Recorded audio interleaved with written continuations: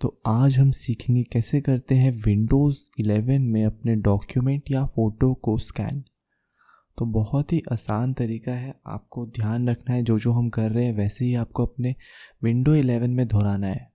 तो इससे पहले कि हम कोई भी डॉक्यूमेंट को स्कैन करें, आपको अपने प्रिंटर को अपने कंप्यूटर के साथ कनेक्ट करना पड़ेगा और इसके लिए मैंने एक अलग सी वीडियो बना रखी है, आप डिस्क्रिप्शन में जाके लिंक पे क्लिक करके देख सकते हैं।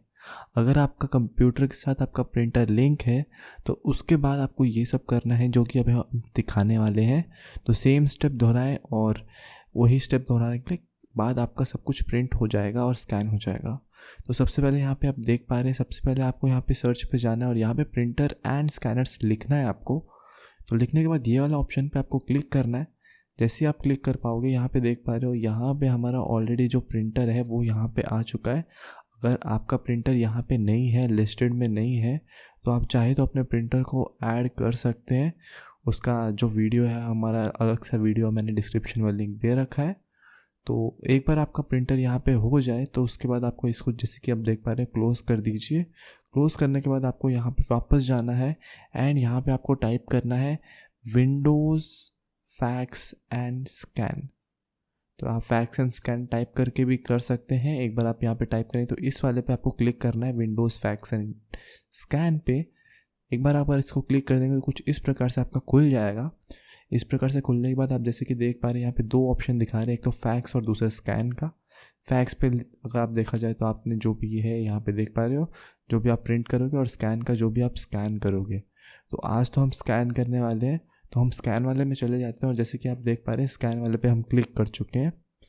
तो ये हमारा स्कैन वाला है। स्कैन वाला यहाँ पे देख पा रहे हैं स्कैन लिखा हुआ है। बाकी आप ऊपर अगर यहाँ पे क्लिक करेंगे तो कोई भी डॉक्यूमेंट आपका न्यू स्कैन हो जाएगा। तो न्यू स्कैन पे हम क्लिक कर चुके हैं। तो कुछ इस प्रकार से यहाँ पे डायलॉग बॉक्स खुल चुका है और यहाँ पे आपका डिफ़ॉल्ट प्रिंटर जो है वो सिलेक्टेड है। तो जैसे कि आप देख पा रहे हैं प्रिंटर सिलेक्टेड, आप चाहे तो दूसरे प्रिंटर भी चूज़ कर सकते हैं, दूसरे स्कैनर्स। तो ये हमारा जो बाय डिफ़ॉल्ट प्रिंटर है उसके ऊपर जो स्कैनर है वही वाला ये है HP का। तो आप चाहे तो दूसरे स्कैनर भी चूज़ कर सकते हैं। बाकी हम जैसे कि देख पा रहे हैं आपको किस प्रकार की फ़ोटो या फिर डॉक्यूमेंट स्कैन करनी है वो सब ऑप्शंस यहाँ पे लिखे हैं एंड बाकी के जो भी आप देख पा रहे हैं स्क्रीन पे वो सब है। तो सबसे पहले हम एक प्रीव्यू पे क्लिक कर देते तो हमारा यहाँ पे प्रिंटर स्कैन करना शुरू कर चुका है। तो अगर आपका प्रिंटर में स्कैनर है तो बहुत ही बढ़िया बात है, अदरवाइज़ आपको दूसरे स्कैनर से लेना पड़ेगा। तो यहाँ पर हमारा जो है देख पा रहे हैं यहाँ पर स्कैन हो चुका है एंड आ चुका है अपने स्क्रीन पर।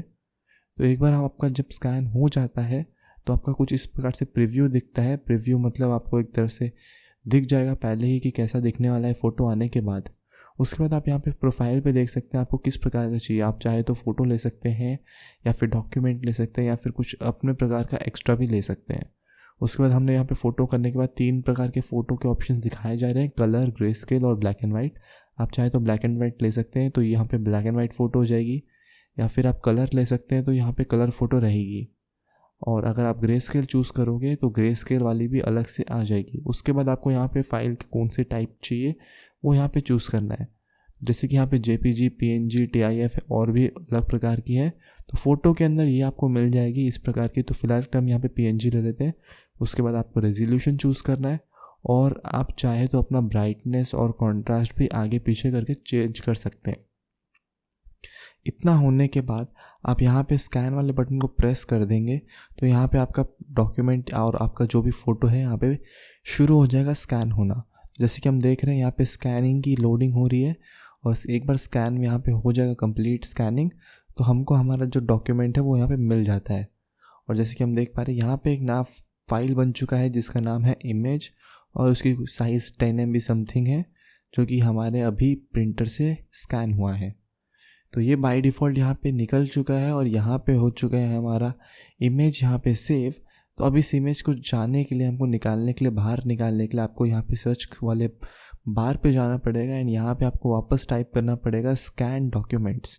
तो इस वाले फ़ोल्डर के अंदर सभी जो भी स्कैन फाइल होंगी वो यहाँ पे सेव होंगी। जैसे कि हम देख पा रहे हैं स्कैन डॉक्यूमेंट्स आपको टाइप करना है एंड यहाँ पे आपको क्लिक करना है। एक बार अगर आप इसको क्लिक कर देंगे तो यहाँ पे आपको दिख जाएगा कि आपने जो भी स्कैन किया था वो यहाँ पे सेव हो चुका है। तो इस प्रकार से हम करते हैं कोई भी डॉक्यूमेंट या फ़ोटो को स्कैन अपने विंडोज़ 11 में।